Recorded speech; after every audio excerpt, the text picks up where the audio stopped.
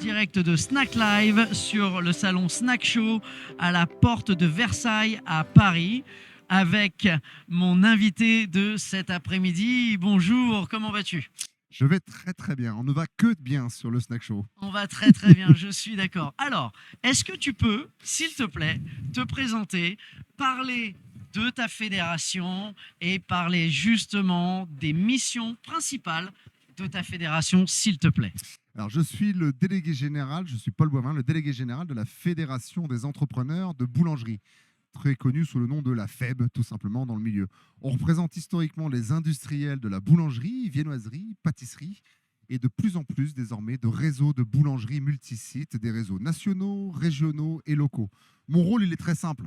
Je suis là pour les défendre, les valoriser, les accompagner aussi sur toutes les affaires publiques, sur les aspects communication, sur les métiers, sur les produits, et aller peser évidemment auprès des décideurs publics, que ce soit les sénateurs, les députés, les ministres, jusqu'au président de la République, ainsi que tout l'écosystème de l'administration qui peut être extrêmement utile ou voire même problématique parfois. On sait exactement de quoi tu parles. Voilà. J'adore. En tout cas, voilà, comme tout le monde peut le voir, Paul a une super énergie, comme tous nos participants aujourd'hui à Snack Show et Snack Live. Et je te remercie pour ça, c'est vraiment super. Je confirme que sur le Snack Show, c'est un truc qu'on retrouve chaque année. Ça fait des années que je viens maintenant. C'est hyper dynamique, ça va hyper vite. C'est totalement à l'image du snacking et des tendances. Donc, ouais, on est en plein dedans. On est en plein dedans, je suis d'accord. Alors, j'aurais une autre question pour toi. Si tu pouvais, comme ça, me dire, allez, une seule tendance majeure, qu'est-ce que tu as remarqué sur ce salon? Qu'est-ce que tu noterais? Qu'est-ce que tu mettrais en avant? Alors, évidemment, je ne vais pas dire, je vais enfoncer les portes ouvertes en parlant du snacking au sens propre du terme. Il faut quand même savoir qu'en quelques années, pour les boulangers, le snacking est passé en moyenne de 30 à 40% du chiffre d'affaires à parfois 60% aujourd'hui, en quelques années. C'est exponentiel.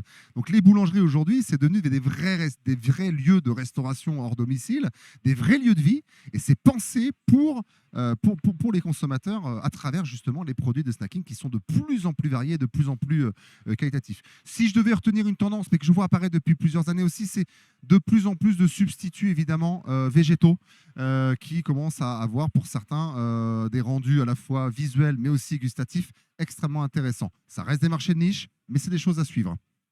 Je suis d'accord, on a vu des belles choses et c'est toujours super intéressant de voir les nouvelles tendances. Et je te remercie infiniment, Paul, d'être passé nous voir sur Snack Live. Merci de l'invitation. Eh ben non, merci pour ton temps. C'était vraiment un plaisir de te rencontrer. Merci infiniment. À bientôt. À très bientôt.